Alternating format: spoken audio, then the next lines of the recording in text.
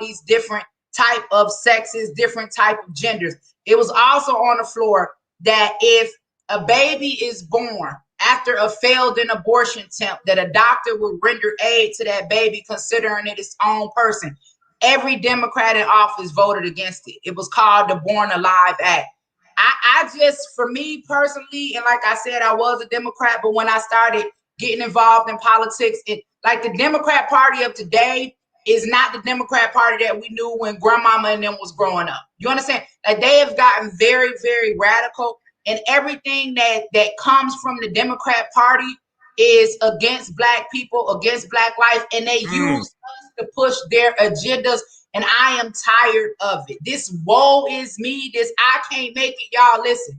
You talking to your sister that got molested at the age of 5 years old, ran away at the age of 9 years old, pregnant at the age of 14, did 2 stints in state prison, did a stint in federal prison, got out, hustled her way all the way back to the top. There is no excuse. Raised 5 children, okay, without the help. Daddy's in prison. Other one just didn't give a damn.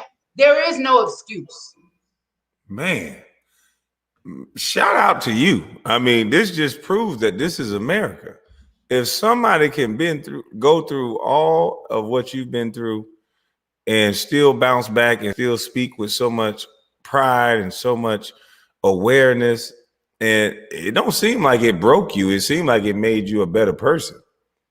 I have to count it all joy, man. Like at the end of the day, I have to realize I may not get the recognition that other people in this movement get. But one thing I do know, I was able to go in there and ask Trump to free Kwame Kilpatrick, and it happened. You understand where I'm coming from? I was able to go in and submit a list of over 100 names of people that I believe were deserving of a pardon. And the president looked at that, and several of those people were released. We were able to get HBCUs permanently funded. People don't even know that our colleges were having to go back because of Biden, because of Biden, that's what I call him, Obama and Joe Biden, and get funded every year. Only historical Black colleges. Not only that, they put a ban on faith-based colleges where they couldn't get any federal funding because they were teaching about God.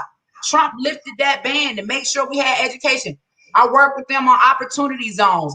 After Black Lives Matter came through and burned our shit down, what I realized was nobody was burning it back up. Everybody was like, yay, the Wendy's burned down here in Atlanta. Bruh, it was 7 sisters from the hood that worked at the Wendy's. That's how they was providing for their kids. Like now we can't even go to Wendy's after school no more. You got to go all the way on the other side of town. It brings opportunity to our communities. It brings jobs. It makes people want to come to the area.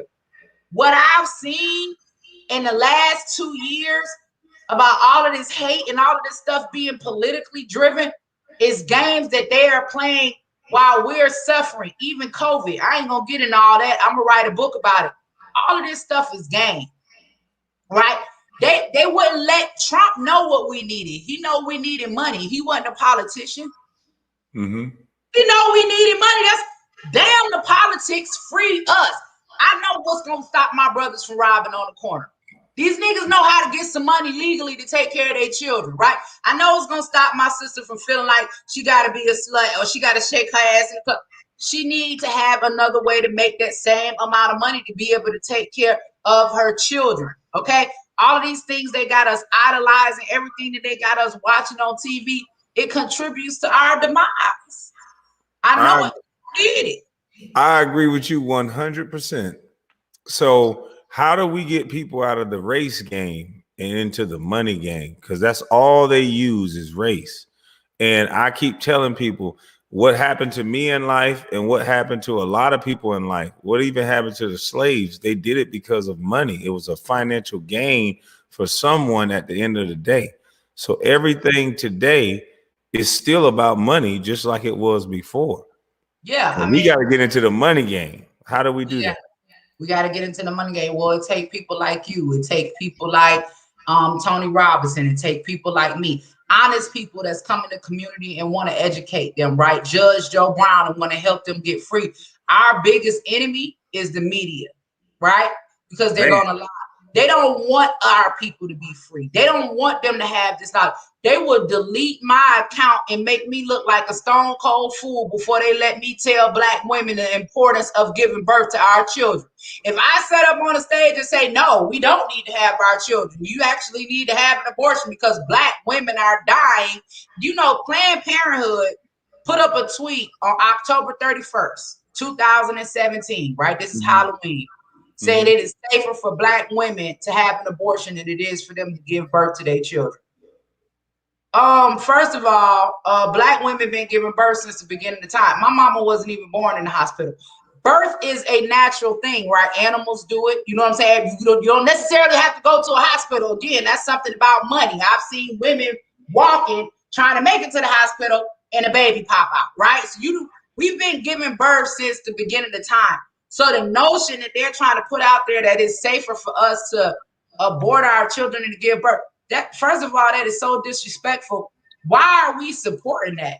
Why are we not offended, right?